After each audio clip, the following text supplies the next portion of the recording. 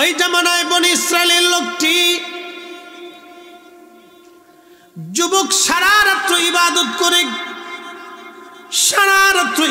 করিয়া যুবক সারাদিন ভর ইবাদত করে, ইবাদত থেকে সে মাহরুম হয় না। এলাকার বকাটা ছেলে পেলে যারা ছিল তারা সিদ্ধান্ত নিলে আমাদের এই বন্ধু তো সারাদিন রাত ভর ইবাদত করে, তো এটা কেমন বুজুর্গ, একটু পরীক্ষা নিরীক্ষা করার দরকার।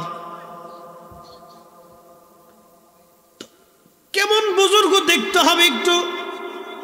বলে কি করে টেস্ট করবো সে বুজুর্গ না দুষ্ট? বলে এক কাজ করো, এলাকার একটা পতিতা মেয়েকে ধার করো, একটা পতিতা নারী যে টাকার বিনিময়ে দেহ ব্যবসা করে, ওকে প্রচুর পরিমাণে টাকা দিব, ওই মেয়েটাকে আমরা লেলায় দিব, তার খানকায় পাঠায় দিব, আর সে ওই মহিলা ওই পুরুষের সঙ্গে জানা করবে, জানা করার পরে আমরা তারে ধরে নিয়ে আসব। তো মহিলারা ঠিক করছে যে আচ্ছা তুমি ওই বেটার সাথে যে জানা করবা, তুমি যে সময় জানা করবো আমরা ওই তার খানকা আছে, এই খানকার ভিতরে সে ইবাদত করে আমরা ওত পেতে থাকবো, তারা ধরে নিয়ে চলে আসবো। এরকমের দুষ্ট আগেও ছিল, এখনো আছে। একটা ভালো মানুষ চলতেছে, চলুক না, ওর উৎপাত করার দরকারটা কি? চলতেছে, এখনো আছে, আগামীতেও থাকবে। শয়তান কিন্তু হাত গুটে বসে নেই, ও কিন্তু ওর কাজ চালাইতেছে, কিন্তু ইমানদার কিন্তু হাত গুটে বসে নিচ্ছে। আপনি কি মনে করেন শয়তান কি তার এক সেকেন্ড দায়িত্ব ভুলে গেছে? হ্যাঁ, সে কিন্তু এক সেকেন্ডের জন্য বইসে নাই, ও কিন্তু ওর কাজ চলতেছে। আমরা কিন্তু বেহুদার সময় নষ্ট করতেছি। বন্ধু আমার খুব মনোযোগ দিয়ে, ওই যুবক আবিদ ও তো আল্লাহর ইবাদতে মশগুল, দুনিয়ার কোনো খেয়াল তার নাই। একটা পতিতা নারীকে হাওলাত করা হলো টাকা দিয়ে ভাড়া, তার সঙ্গে যে কোনো মূল্যে তুমি জানা করবা, আমরা তোমাকে ধরব, কিন্তু বহু পয়সা করি বাবা, চিন্তা করতে হবে না তোমার। তার টাকা পয়সা সব বুঝাই দিল, নেও তোমার টাকা দিয়ে দিলাম। তো সারা রাত্র ইবাদত করতেছে। তো ওই দিন আকাশে মেঘ জমছে, বৃষ্টি ঝড় তুফান চলতেছে। মহিলা চিন্তা করলো আজকে সুযোগ। তার একটা নির্দিষ্ট খানকা ছিল, ওখানে সে সারাদিন রাত ভর ইবাদত করত। তো ওই খানকার দরজায় যে মহিলা টোকা দিচ্ছে, কে এত রাত্রে আপনি? বলে আমি একজন বেগানা নারী, বিপদে পড়েছি, ঝড় তুফানের রাত, পথ হারিয়ে চলে আসছি আমি, আমাকে দয়া করেন দরজা খোলেন, আমি বিপদগ্রস্ত হয়ে যাব, যদি আশ্রয় না দেন আমি আজকে ক্ষতিগ্রস্ত হব। তারও চিন্তা, এত রাত্রে একটা মহিলা বিপদগ্রস্ত, ঝড় তুফান চলতেছে, রাস্তাঘাটে কোথায় কোন পুরুষে দেখলে কি বিপদে ফেলাই দেয়, সবারই তো একটা চিন্তা। সে তো সহজ সরল মানুষ। একটা কথা মনে রাখবেন, যাদের বেশি তাকওয়া তাদের সহজ সরল বেশি থাকে, এত ফেজ বেচারা বুঝেন। যারা বেশি আল্লাহর দিকে মন ঝুঁকাই দেয় তাদের অন্তর সবসময় সাদা সিধে থাকে। এরা এত দুনিয়ার ফেজ গোস এটা সেটা এইগুলো মাথায় নিতে সময় পায় না, এত টাইম মাথার ভিতরে নেই। তো আল্লাহর ওলি যুবক অন্তর তো সাদা সিধা, সে তো বুঝে নাই, দরজা খুলে দিছে। মহিলাকে ঘরের এক কোনায়, তার খানকার এক কোনায় আশ্রয় দিয়ে বলেন আপনার ওই কোনায় আপনি চলে যান, আপনি বিশ্রাম করতে থাকেন, সকালে ঝড় তুফান হলে আলো আসলে আপনি এখান থেকে বের হয়ে যাবেন। আর ওই যুবক যায় নামাজ তার বিছানো, নামাজে দাঁড়ায় গেল, সে নামাজ পড়ে, কিন্তু মেয়েটার উদ্দেশ্য তো খারাপ। তার চিন্তা হলো যে কোনো মূল্যে আমি তার সঙ্গে জানা করব, যে কোনো ভাবে পুরুষকে আকৃষ্ট করা লাগবে। এটা কিন্তু বড় কঠিন। কোন সুন্দরী নারী যদি কোনো পুরুষকে আকৃষ্ট করার চেষ্টা করে, তাহলে এই পুরুষ স্থির থাকতে পারে না, সে আকৃষ্ট হয়ে যায়। কারণ এই সমস্যাটা আমাদের শুধু না, এটা আমাদের আব্বাজান আদম আলাইহিস সালাম থেকে চালু হয়ে গেছে। ওয়া মিনাল লাইলি ফাতাহাজ্জাদ বিহি নাফিলাতান লাক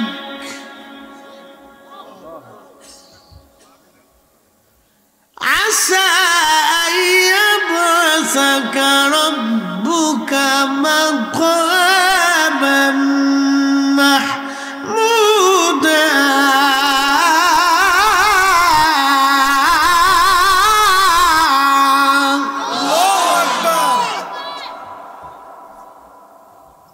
আহা আল্লাহর কালাম কত চমৎকার আল্লাহ ডাক দিলেন হুজুর আপনি তাহাজ্জুদ নামাজ পড়েন গো নবীজি তাহাজ্জুদ আমরা তাহাজ্জুদ পড়ি না আমরা অধিক লোক তাহাজ্জুদ পড়ি না হাজারে থোড়া থোড়া হাজারে থোড়া থোড়া অধিক লোক আমরা তাহাজ্জুদ পড়ি না কিন্তু এটার দাম কত জানেন এই তাহাজ্জুদের মাধ্যমে আল্লাহর সাথে বান্দার প্রেম হয় শুধু সুবহানাল্লাহ এটা অনেক বড় দামি ইবাদত কেউ যদি তাহাজ্জুদ গুজারি হতে পারে তার সাথে আল্লাহর প্রেম হয়ে যাবে আল্লাহ তার হাতকে কখনো ফিরাবে না কেউ যদি তাহাজ্জুদ গুজার হয় এত দামি ইয়া আইয়ুহাল মুযাম্মিল কুমিল লাইলা ইল্লা ক্বালিলা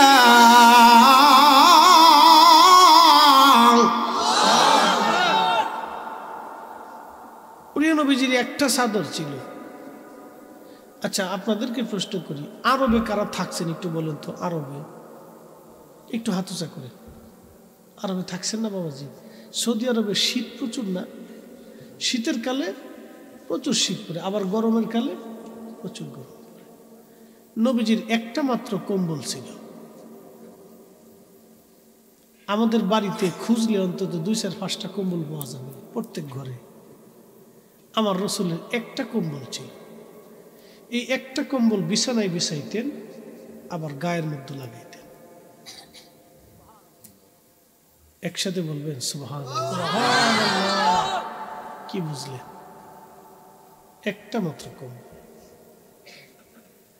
23টা বছর এইভাবে চালাইছে একটা কম্বলে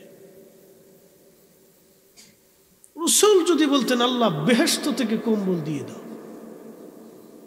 আল্লাহ বেহেশত থেকে সবচেয়ে দামি কম্বলটা পাঠাইতেন আল্লাহু আকবার গরিব উম্মত যাতে কোনোদিন বলতে না পারে হুজুর আমার কম্বল ছিল না আপনি বেহেশতের কম্বল দিয়ে ঘুমাইছেন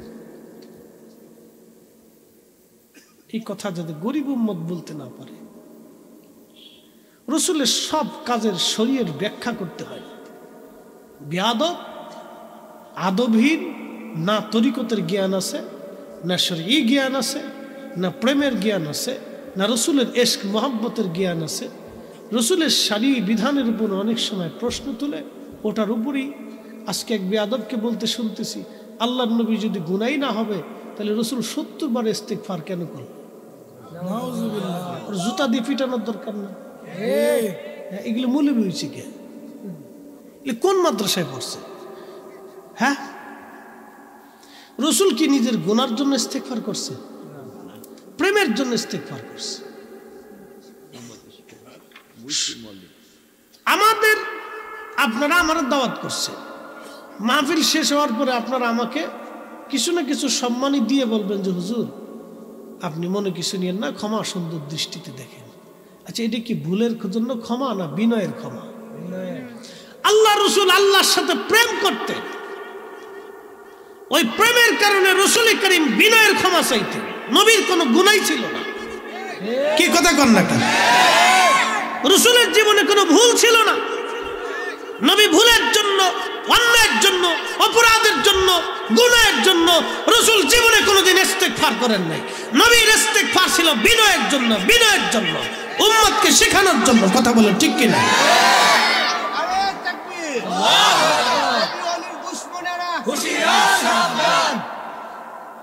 কিছু ভাইদের ব্যাখ্যা নবী ভুল না করলে তো ইস্তিগফার করলে কোনো জুতা দিয়ে বেরিয়ে নেওয়ার দরকার কোথার থেকে এই সমস্ত প্রোডাক্ট একটা মুসলমানদের ঈমান চুরি করে দিচ্ছে আল্লাহর কসম করে বলি কোন উম্মত যদি বিশ্বাস করে রসুল ভুল ছিল এই কথার উপরে যদি সে কবরে চলে যায়, 1.25 লক্ষ নবী সুপারিশ করলেও তার মাফ হবে না। 1.25 লক্ষ নবী সুপারিশ করলেও মাফ হবে না। সে রাসূলের সাথে চরম বেয়াদবি কইরা নবীকে গুনাহগার মনে করে সে কবরে চলে গেছে। এটা কত বড় জীবনের ভুল আপনি বুঝতে পারছেন? আপনার আমার জীবনের কত বড় ভুল এটা।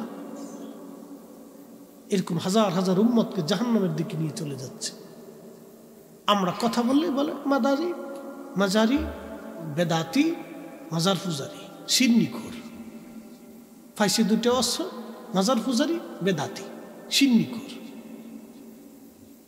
এইগুলি মানুষের কাছে বলে।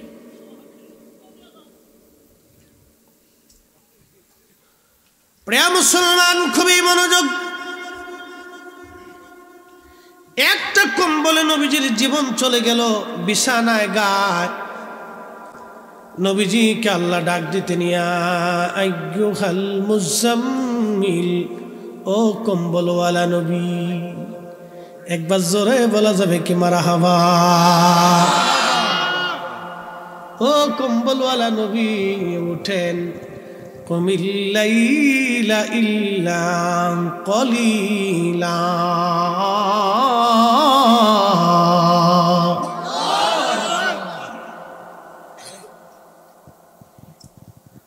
কম্বলওয়ালা নবী উঠেন। কম্বলওয়ালা নবী উঠেন, আর ঘুমাইবেন না। রাত্রে 3 ভাগের 1 ভাগ, নিসবাহু ওয়া বিনকুসু মিনহু, 3 ভাগের 1 ভাগ অথবা অর্ধেক আপনি খোদার ইবাদতে মশগুল হন। ওয়ারাতিল কুরআন তারতিলা,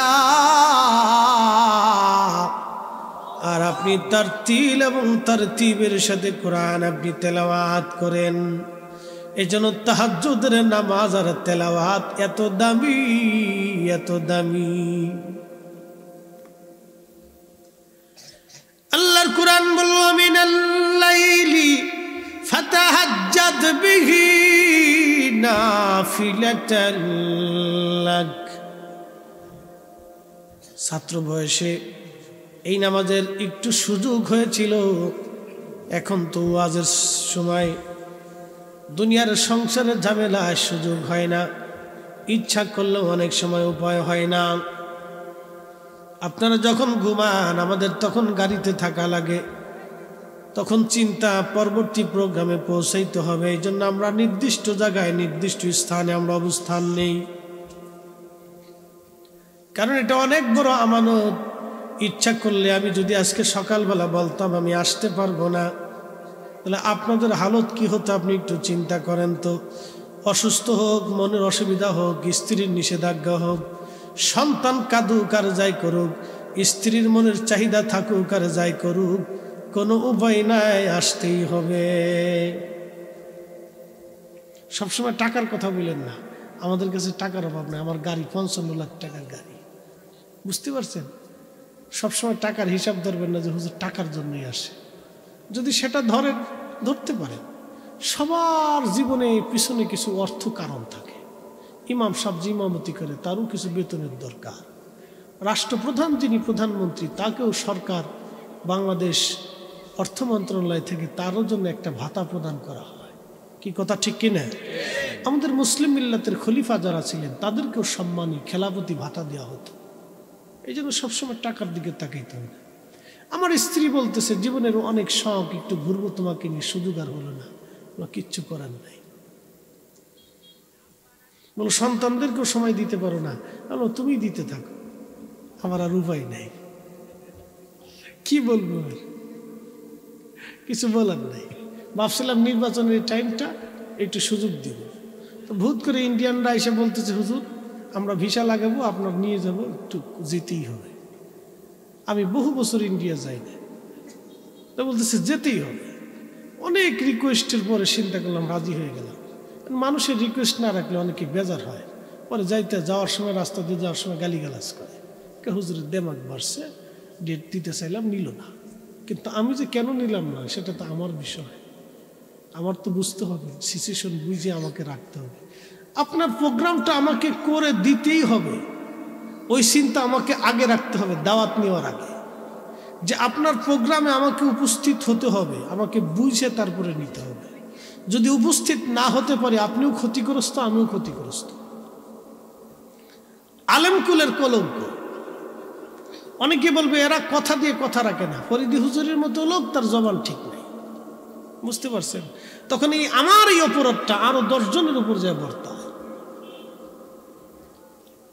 একটা ঘটনা আজকে আপনাদেরকে শুনে, অমিনাল লাইলি ফাতাহাজ্জাত বিহি নাফিলাতাল্লাহ, তাফসীরে পড়ে যাচ্ছি।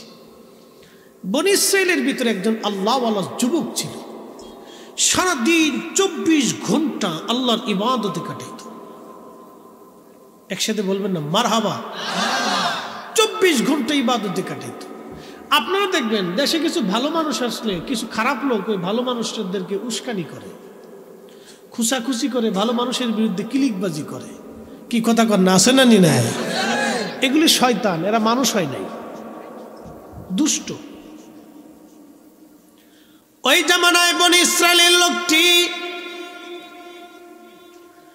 যুবক সারা রাত্র ইবাদত করে, সারা রাত্র ইবাদত করিয়া যুবক সারাদিন ভর ইবাদত করে, ইবাদত থেকে সে মাহরুম হয় না।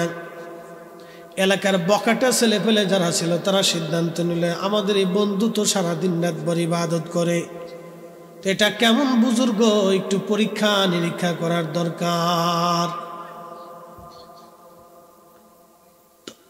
কেমন বুজুর্গ দেখতে হবে একটু।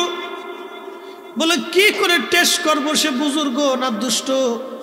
বলে একটা কাজ করো, এলাকার একটা পতিতা মেয়েকে ধার করো, একটা পতিতা নারী যে টাকার বিনিময়ে দেহ ব্যবসা করে, ওকে প্রচুর পরিমাণে টাকা দিব, ওই মেয়েটাকে আমরা লেলায় দিব, তার খানকায় পাঠায় দিব, আর সে ওই মহিলা ওই পুরুষের সঙ্গে জানা করবে, জানা করার পরে আমরা তারে ধরে নিয়ে আসব। তো মহিলারা ঠিক করছে যে আচ্ছা তুমি ওই বেটার সাথে যে জানা করবা, তুমি যে সময় জানা করবো আমরা ওই তার খানকা আছে, এই খানকার ভিতরে সে ইবাদত করে আমরা ওত পেতে থাকবো, তারা ধরে নিয়ে চলে আসবো। এরকমের দুষ্ট আগেও ছিল, এখনো আছে। একটা ভালো মানুষ চলতেছে, চলুক না, ওর উৎপাত করার দরকারটা কি? চলতেছে, এখনো আছে, আগামীতেও থাকবে। শয়তান কিন্তু হাত গুটে বসে নেই, ও কিন্তু ওর কাজ চালাইতেছে, কিন্তু ইমানদার কিন্তু হাত গুটে বসে নিছে। আপনি কি মনে করেন শয়তান কি তার 1 সেকেন্ড দায়িত্ব ভুলে গেছে? হ্যাঁ, সে কিন্তু 1 সেকেন্ডের জন্য বসে নাই, ও কিন্তু ওর কাজ চলতেছে। আমরা কিন্তু বেহুদা সময় নষ্ট করতেছি। আপনি কিন্তু সময়টাকে নষ্ট করে দিচ্ছেন, কাজে লাগান নাই। হাইয়া আলাস সালাহ,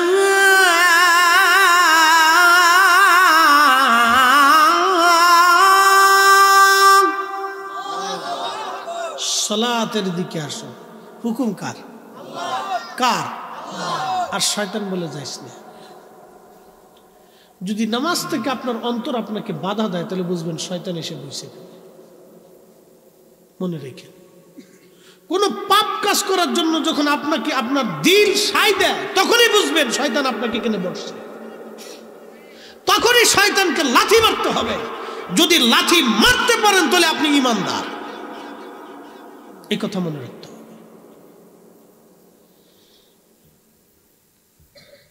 বন্ধু আমার খুব মনোযোগ দিয়ে নয়, যুবক আবিদ ও তো আল্লাহর ইবাদতে মশগুল, দুনিয়ার কোনো খেয়াল তার নাই। একটা পতিতা নারীকে হাওলাত করা হলো টাকা দিয়ে ভাড়া, তার সঙ্গে যে কোনো মূল্যে তুমি জানা করবা, আমরা তোমাকে ধরব, কিন্তু বহু পয়সা করি বাবা, চিন্তা করতে হবে না তোমার। তারে টাকা পয়সা সব বুঝাই দিল, নেও তোমার টাকা দিয়ে দিলাম। ওরে ক্যামেরাম্যান, ওরাও যেটা বুঝে এটা আমরা বুঝলাম না। বাপরে বাপ, কি জমানা আইলো রে বাপ। আল্লাহ, এদা গেদা লেদা এমন অবস্থা হয়েছে, গুট্টু গাট্টু ফেট্টু, হেতেরও মোবাইল না দেখলে ভাত খায় না। কি জমানাত ফুরছি, এই গুট্টু গাট্টু লিট্টু এদেরও দুলাইতে হবে আর মোবাইল দিতে হবে আর খাওয়াইতে হবে, খা। জমানা কি কঠিন জমানা। যাকে ছোট মানুষের শখ করছে, আব্বা একটা ছবি তুলে যায়, শখ করছে একটা ছবি তুলবো, এটা মনের শখ, বাচ্চা কাচ্চা মানুষ তো খুব মনোযোগ দিয়ে। তো সারা রাত্রে ইবাদত করতেছে। তো ওই দিন আকাশে মেঘ জমছে, বৃষ্টি ঝড় তুফান চলতেছে। মহিলা চিন্তা করলো আজকে সুযোগ। তার একটা নির্দিষ্ট খানকা ছিল, ওখানে সে সারাদিন রাত ভোর ইবাদত করত। তো ওই খানকার দরজায় যে মহিলা টোকা দিচ্ছে, কে এত রাত্রে আপনি? বলে আমি একজন বেগানা নারী, বিপদে পড়েছি, ঝড় তুফানের রাত, পথ হারিয়ে চলে আসছি আমি, আমাকে দয়া করেন দরজা খোলেন, আমি বিপদগ্রস্ত হয়ে যাব, যদি আশ্রয় না দেন আমি আজকে ক্ষতিগ্রস্ত হব। তারও চিন্তা, এত রাত্রে একটা মহিলা বিপদগ্রস্ত, ঝড় তুফান চলতেছে, রাস্তাঘাটে কোথায় কোন পুরুষে দেখলে কি বিপদে ফেলাই দেয়, সবারই তো একটা চিন্তা। সে তো সহজ সরল মানুষ। একটা কথা মনে রাখবেন, যাদের বেশি তাকওয়া তাদের সহজ সরল বেশি থাকে, এত ফেজ বেচারা বুঝে। যারা বেশি আল্লাহর দিকে মন ঝুঁকাই দেয় তাদের অন্তর সবসময় সাদা সিধে থাকে। এরা এত দুনিয়ার ফেজ গোস এটা সেটা এগুলো মাথায় নিতে সময় পায় না, এত টাইম মাথার ভিতরে নেই। যারা রাজনীতি করে তাদের রাজনীতির মাথা তাদের ভিতরে। আমরা যারা হুজুররা ওয়াজ নীতির মধ্যে আছি, আমার খালি ওয়াজের নীতি আমার ভিতরে। আর যাদের ফ্যাট নীতি আছে তাদের ফ্যাট ঠিক, তো দুনিয়া ঠিক, বুঝতে পারছেন? তার ভিতরে এক দলে আজকে তাবারকের সময় পাওয়া যাবে, মনে করেন যে সার্ভিস দিয়ে ঘুরে ঘিরে এসে লাস্টে এসে ফ্যাট নীতি করবে।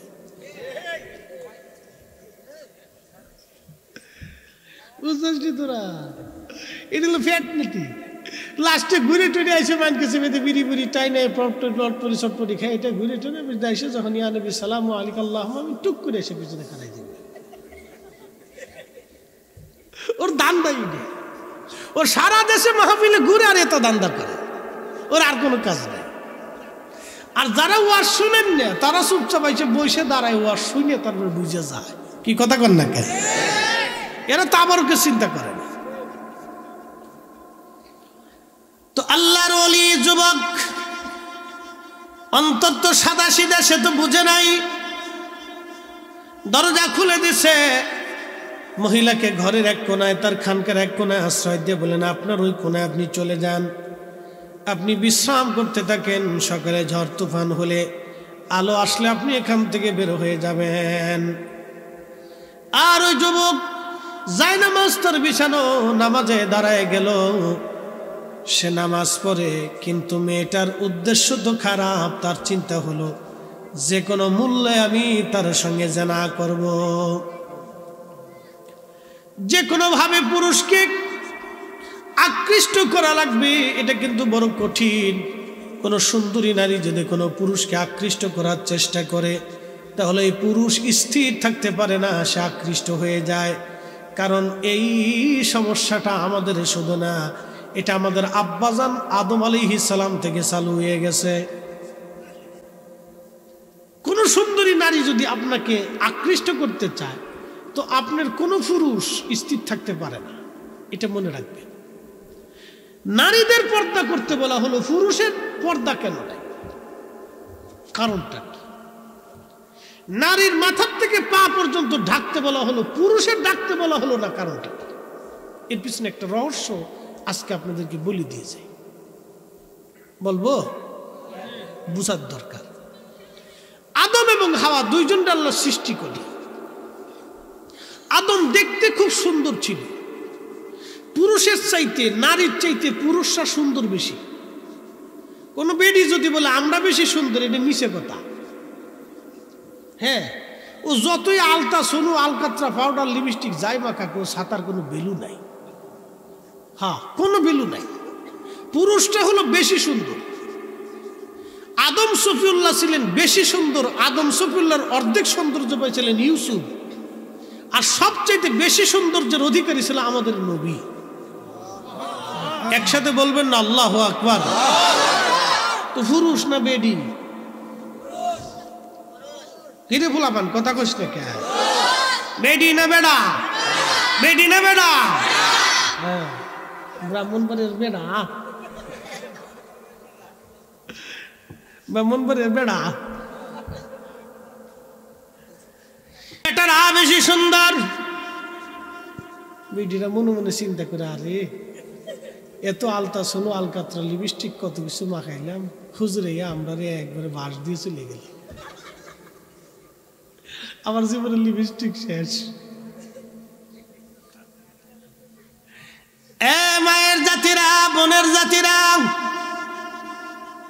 শুনিয়া যান আপনারা, আদম সফিউল্লাহ ছিলেন বেশি সুন্দর, কারণ আমার আল্লাহ সরাসরি আগে তারে বানাইছেন। আমার আল্লাহ নিজে সুন্দর করে তারে বানাইছেন। লাকাদ খালাকনাল ইনসানা ফি আহসানি তাকবীর।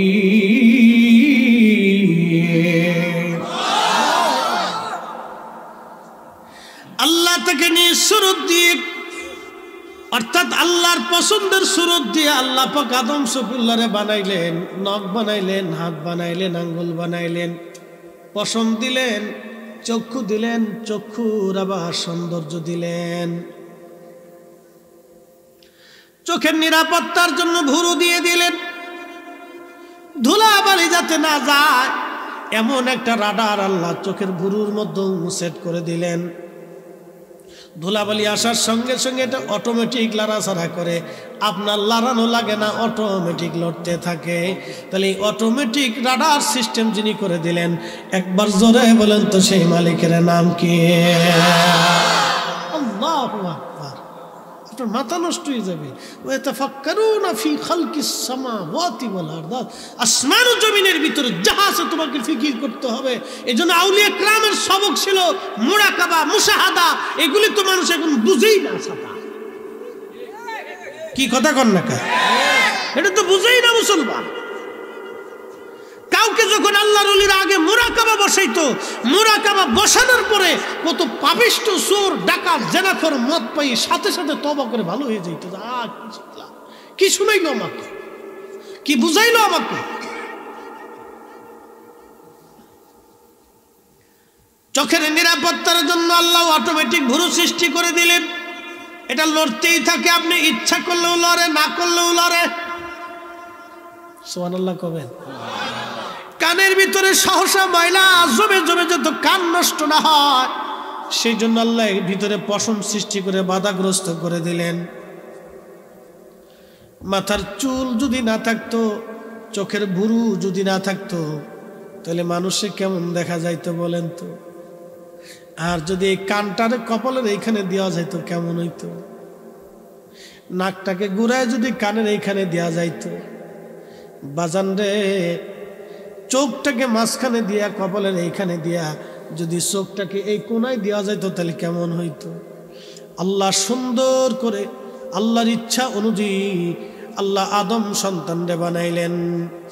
ফি আই সূরাতিন মা শাআ রাক্কাবান। আমি মালিক যেইভাবে চাইছি সেইভাবে তোমাকে সুরত দিলাম। আল্লাহ বলেন তো, চেহারা বানাইছে কে? এটা কি আমাদের পছন্দ না আল্লাহ? আমাদের এই চেহারা আল্লাহর পছন্দের, কিন্তু এই চেহারা আল্লাহর কুদরতে কদমে সেজদায় মাথা নত হলো না। আল্লাহর এই চেহারাটা দেওয়া চেহারা আল্লাহর কুদরতি কদমে মাথা নত হলো না, সেজদায় পড়ল না। জবাব কি আপনি দিবেন সেই দিন? কি জবাব আপনি সেই দিন দিবেন? আপনি বলেন তো, জবাব কি হবে? জবাব কি হবে আপনার সেই দিন? আপনি একটু বুঝে যান।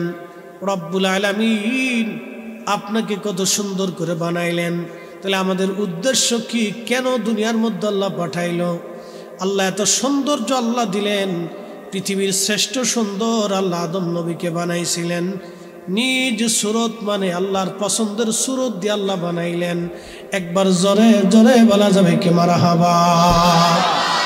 চার রঙের মশলা দিয়া যে কইরাছে তোর গঠন চার রঙের মশলা দিয়া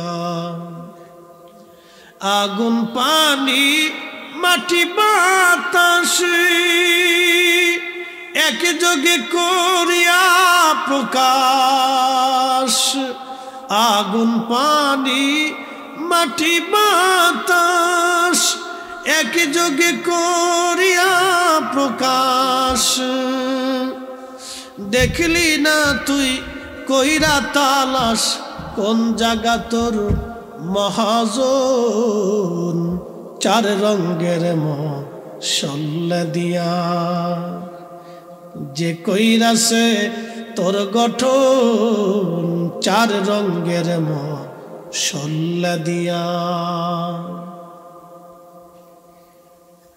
মাটি আগুন বাতাস আব আতশ খাক বাঁধ পানি আগুন পানি মাটি বাতাস আগুন পানি মাটি বাতাস এই চারটা পদার্থ দিয়ে আল্লাহ মানব জাতি বানাইলেন মানব জাতি বানাইলেন মানব জাতি বানাইলেন মানব দেহের মধ্যে আগুন না থাকলে এটা বাঁচবে না মানব দেহে পানি না থাকলে বাঁচবে না শ্বাস প্রশ্বাস না থাকলে এটা বাঁচবে না চার রঙের মশলা দিয়া যে কইরাছে তোর গঠন চার রঙের মশলা দিয়া আগুন পানি মাটি বাতাস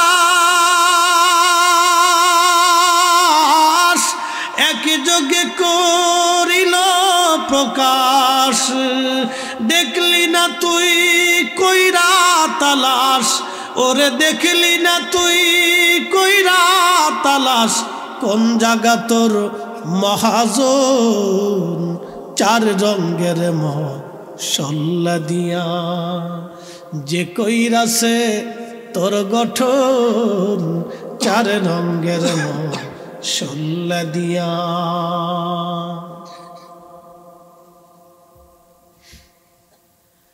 আদম সফিউল্লাহকে আল্লাহ মাটি দিয়ে বানাইলেন শুধু মাটি না খালি মানুষ বলে মানুষ শুধু মাটির তৈরি শুধু মিথ্যা কথা মানুষ শুধু মাটির তৈরি না আদম সফিউল্লাহকে আল্লাহ রাব্বুল আলামিন মাটি দিয়ে বানাইলেন ওই মাটিটাকে খামির করলেন বেহেশতের তাসনিম নদীর পানি দিয়া পানি এবং মাটি অ্যাডজাস্ট হলো এরপরে আমার আল্লাহ পাক আদম সফিউল্লাহরে এই সুন্দর অবয়ব দিয়ে বানাইয়া আল্লাহ 40 বছর জান্নাতের মধ্যে বসায় দাঁড়া করায় রাখলেন শুধু কায়া শুধু বডিটা বানায় রাখলেন 40 বছর পর্যন্ত রাখার পরে এটা শুকনা হয়ে গেল ঠন ঠন ঠন ঠন করতে লাগলো আল্লাহর কোরআন বলতেছে খলাকাল ইনসানা মিন সালসালিন কাল ফাখার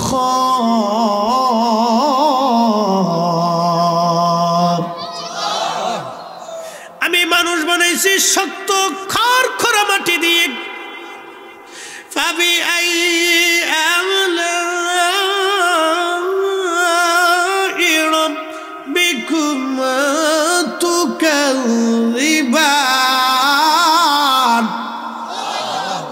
আল্লাহ বলেন হে মানুষ আর জিন তুমি আমি আল্লাহর কোন কোন নিয়ামতকে অস্বীকার করবা বলো হে মানুষ ও জিন তুমি আল্লাহর দেওয়া কোন কোন নিয়ামত তুমি অস্বীকার করবা তুমি বলো হে মানুষ আর জিন তুমি আল্লাহর দেওয়া কোন কোন নিয়ামত অস্বীকার করবে বলো আচ্ছা বলেন 60টা বছর ধরে আল্লাহ চোখের আলো দিয়ে দুনিয়া দেখাইতেছে আপনি আপনার চোখের দিকে তাকান একটা চোখ আল্লাহ এমন একটা জায়গা ফিট করলেন 60টা বছর ধরে আল্লাহ দুনিয়া দেখাইতেছে একটা দিনের জন্য আল্লাহ বিল চান নাই কারো চোখ যদি ডিস্টার্ব হয় চোখে যদি বেদনা হয় অসুস্থতা হয় এই লোকটা দেখবেন পাগল পারা হয়ে ডাক্তার দেখানোর জন্য দৌড়ায় চোখের কি হলো চোখ দিয়ে দেখতেই হবে এই জন্য চোখ অত্যন্ত গুরুত্বপূর্ণ সেন্সিটিভ একটা বিষয় এই চোখের যাতে অসুবিধা না হয়, মানুষ চোখের নিরাপত্তার জন্যে আল্লাহ কত সুন্দর অবয়ব দিলেন, কত সুন্দর ঢাকনা দিলেন, অটোমেটিক ঢাকনা। এই ঢাকনার খিল দেওয়ার জন্য আলাদা কোনো ব্যবস্থা নাই, কোনো রশি বাঁধা লাগে না, কোনো খিল দেওয়া লাগে না, তালা মারা লাগে না।